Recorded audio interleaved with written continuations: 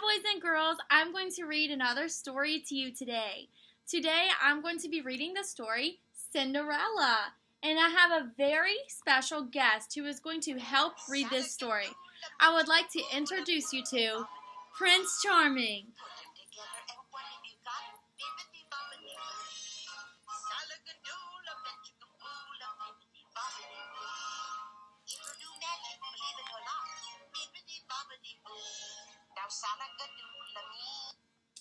All right, boys and girls, so we are going to read the story Cinderella and Her Animal Friends.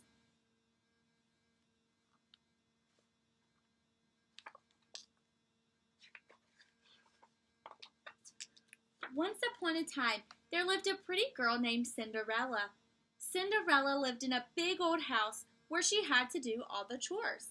It was a lot of hard work, but Cinderella had her animal friends to keep her company. She was so good, kind, and gentle that even the mice were not afraid of her. In fact, the mice came to her for help when they were in trouble.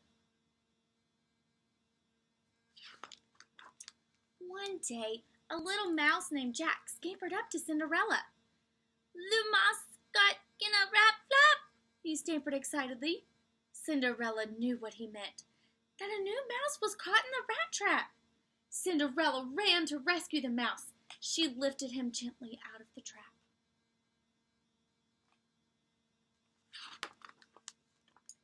Cinderella called the mouse Gus. She gave him a tiny sweater and tiny shoes and a tiny cap to wear.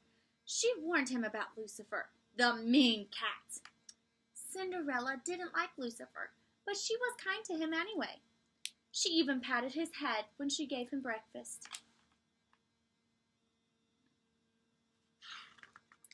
Bruno the dog didn't like Lucifer, and he had plenty of good reasons. When Lucifer wasn't eating out of Bruno's dish, or chasing the mice, or scaring the chickens, he was getting Bruno in trouble.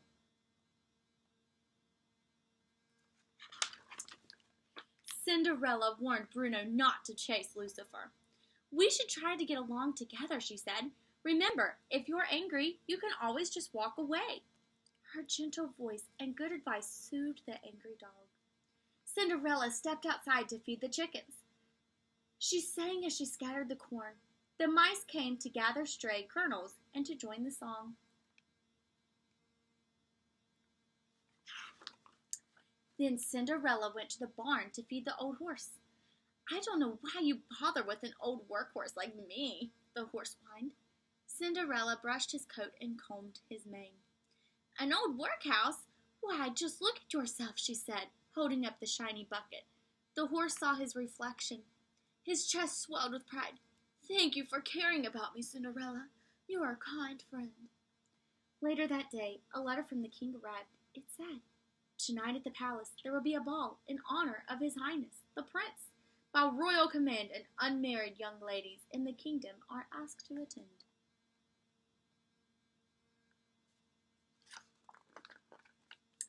Cinderella could hardly believe it.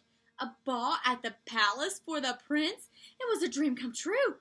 She ran upstairs to get her best dress. It was plain old-fashioned, but with ribbon here and a piece of lace there, it would look fine.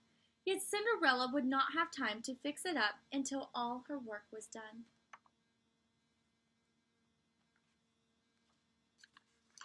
Cinderella worked harder than she had ever worked before. But each time she turned around, there was more to do.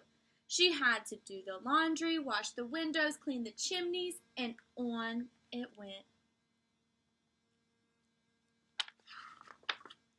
Cinderella's animal friends saw what was happening. Jack called them all together and said, "Cinderella is always kind to us. Now we must be not kind to her." The other animals agreed, and they came up with a plan. Cinderella tried her best to get all the work done. All the while, she wondered what her animal friends were. She missed the cheerful songs and chatter. Cinderella was too busy to see they were all around her, scampering scraps of ribbon, beads, and lace, and running from Lucifer.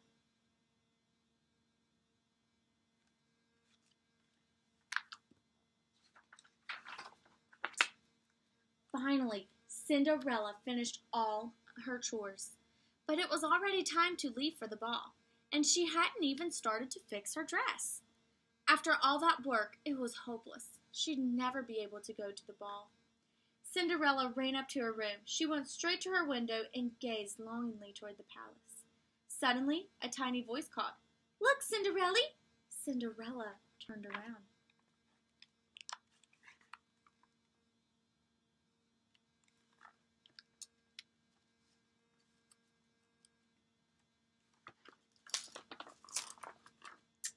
"Surprise!" sang a chorus of Cinderella's friends. While Cinderella had been busy, her friends had fixed up her dress with a pretty sash, ribbons, and bows. They had stitched and sewn and finished just in time. "My dress!" Cinderella gasped. "It's beautiful!" "We knew you wouldn't have the time to fix it yourself," said a bird. "We wanted to help," Gus said shyly. "Try it on," Jack urged.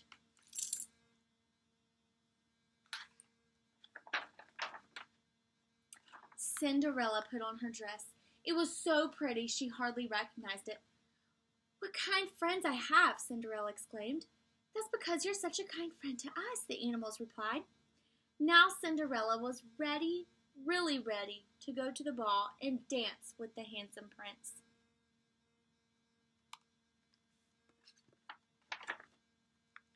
And that's the end of the story. I hope you all enjoyed the story just as much as we did.